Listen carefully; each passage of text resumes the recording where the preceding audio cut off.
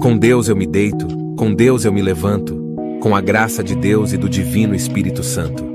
Senhor, obrigado pelo dia que termina, e graças pelo amanhã, porque sei que está comigo a cada passo do caminho. No final deste dia, confio em Suas mãos alegrias e desafios que experimentei. Que Sua luz ilumine meus sonhos durante o sono, trazendo paz ao meu coração.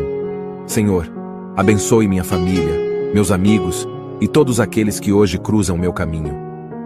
Perdoe minhas falhas e imperfeições deste dia, confiando na Sua misericórdia que se renova a cada amanhecer.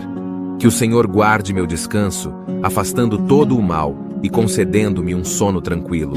Assim me entrego à Sua vontade, confiando que o amanhã será guiado por Sua sabedoria. Renovo minha fé em Ti, Senhor, e Te agradeço por mais um dia de vida.